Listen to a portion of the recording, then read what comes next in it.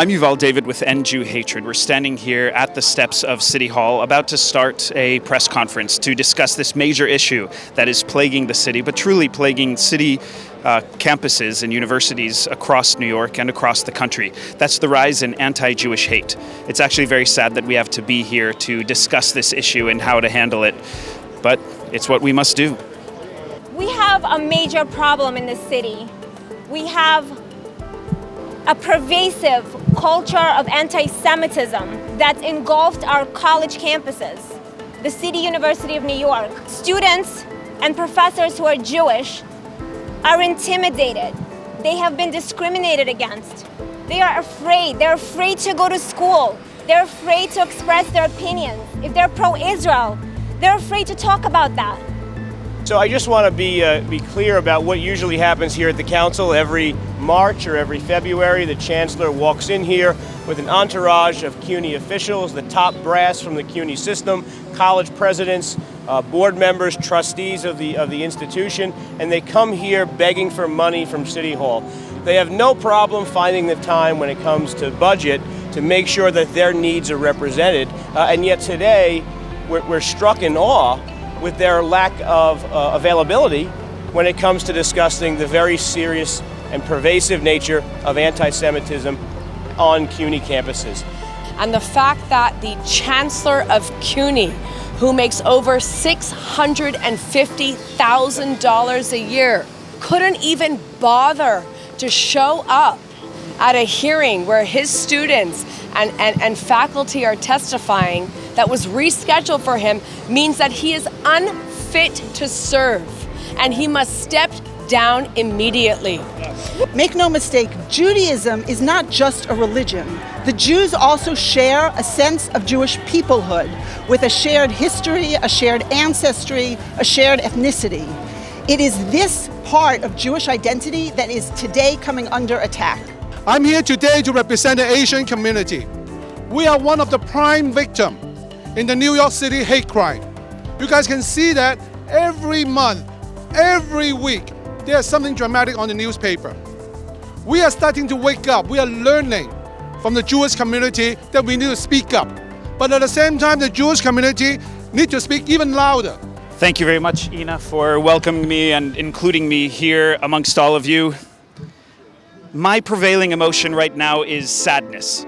I'm sad that I have to stand here. I'm sad that we have to have an event like this. I am sad that we need to stand up for our own rights when other people do not stand up for us. Tolerance is a word that, frankly, I don't want to tolerate anymore. When we tolerate other people, we're not accepting them. I ultimately am an inclusion activist. I want to include everybody into the conversation. But what we need is you. We need every single person who cares to be a true activist, to take charge, to do something to protect those who need that protection. End Jew hatred! Jews are not going to be scapegoated any longer. You got a problem? Go to your shrink. Don't take it out on the Jews. People are talking about the problem with Jews today. What do you think the problem is with Jews today? I don't think there's a problem with Jews. I think there's a problem that people don't appreciate and understand discrimination against Jews. What we see today, though, is that people don't understand or appreciate anti-Semitism. I thought I would have to remember the past to educate future generations about it. I didn't think that I would be seeing anti-Jewish hatred at the level that we're seeing it today. We're living in a time where every group is standing up for themselves. But for some reason, Jewish students haven't gotten the memo. We're letting people step all over us, and we are hiding our Jewishness because in the past, Jewish made you different, and different made you a target. Today, we celebrate difference, and now is a time to speak up. If you're a Jewish student, if you're a student experiencing hate, don't stay silent, because when you speak up, you could change things, and change is the greatest power that we have. Those are very true words. Yes, we want to create change, but also those of us who are speaking up hopefully will inspire other people to do the same.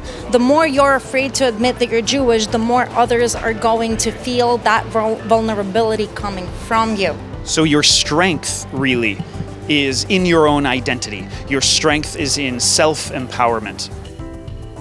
Not only should we be unifying as the Jewish people, but we should also be unifying with groups from all different backgrounds and all different viewpoints, because what it really is, what's going to really bring us this success in combating anti-Semitism is just relating to people of all different backgrounds and uniting as one to fight hatred as a whole. Systemic Jew hatred is a problem all across U.S. college campuses. Jewish students, Jewish faculty are being discriminated against, they're being harassed, and they're being assaulted because of their cultural, religious, ethnic, and national identities. I know what hate can do. I know where it can lead. My mission is towards the next generation, because all the changes in the world started with young people. When we defend ourselves, our own Jewish rights, we also defend the rights of other people. I can't stand on the sidelines. If it's not addressed, I learned from our history, the attacks increase in frequency and intensity. We need to stand up for ourselves. It's our fight. We must stand up. We must send the message that, one, we're not afraid, two, we have pride, and that we have Jewish strength. I came to the End Jew Hatred on College Campuses rallies because I am Jewish and I believe in cultural self-determination for all the world's people, including my own people, the Jewish people, in our ancestral homeland, Israel, with Jerusalem as its capital. If you believe in cultural self-determination for all the world's people, except the Jews, then you're a bigot. Thank you. That's what I came to say today. Anti-Semitism has been allowed to run rampant at CUNY and so many universities and colleges throughout the U.S.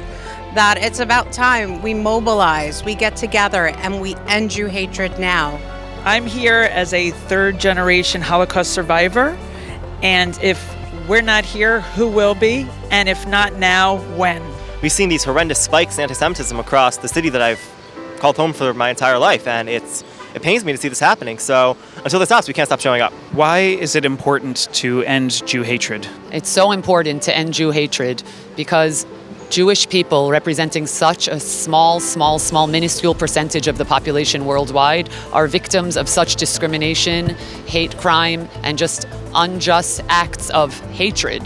This is our time to really start our civil rights movement, have a voice, get rid of the lack of courage, and stand up, stand strong, and truly end Jew hatred now. The battle to end Jew hatred takes me across the country. Today, it took me to City Hall here in New York City to speak out about this plague of Jewish hatred, this rise in anti-Semitism, and to try to make it come to an end. We need to speak up wherever Jew hatred rears its ugly head. It is time for the Jewish civil rights and social justice movement to be loud, to be proud, and to take action. We must represent ourselves because nobody else will.